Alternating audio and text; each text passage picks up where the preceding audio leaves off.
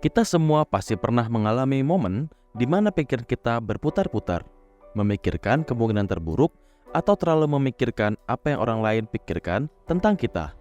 Ketika ini terjadi, pikiran kita terjebak dalam lingkaran kekhawatiran yang berulang, membuat kita merasa cemas, sedih, atau kecewa.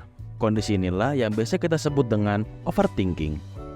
Nah, disinilah filosofi stoikisme dapat menjadi alternatif obat untuk para overthinker.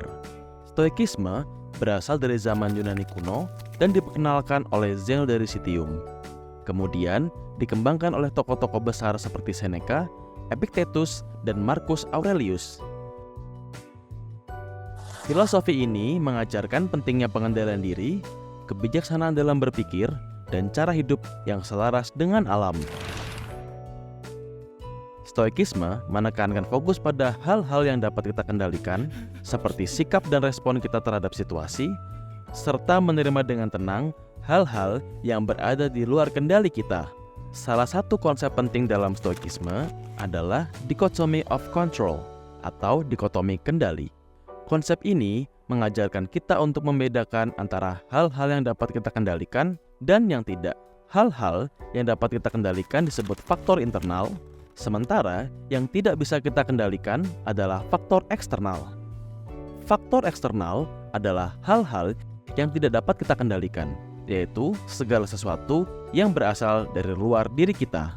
Ini termasuk tindakan, perkataan, dan sikap orang lain yang berada di luar pengaruh kita. Contohnya, kritikan, penilaian, dan reaksi orang lain terhadap kita. Sedangkan faktor internal adalah hal-hal yang sepenuhnya berada dalam kendali kita, seperti tindakan, reaksi terhadap situasi, emosi, dan cara mengekspresikan diri. Contohnya, kita bisa memutuskan untuk tetap tenang dan berpikir jernih saat menghadapi konflik, serta memilih untuk bersikap optimis dan positif meskipun ada tantangan.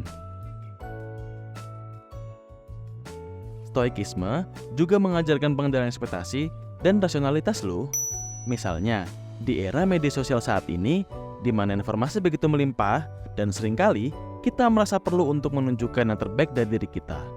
Stoikisme mengingatkan kita untuk tidak terjebak dalam perlombaan yang tak berujung ini. Kita dapat mengontrol bagaimana kita menghadapi ekspektasi diri yang tidak realistis ini atau harapan dari orang lain, sehingga menghindari kekecewaan yang mendalam jika harapan tersebut tidak terpenuhi. Jadi, stoikisme bukan hanya sekedar filsafat kuno. Ini adalah alat praktis untuk mengolah pikiran dan emosi agar lebih tenang, lebih bijak, dan kita lebih bisa mengembangkan kebahagiaan dalam diri kita. Selain itu, kita dapat berfokus dan mengapresiasi hal-hal kecil yang telah kita lakukan.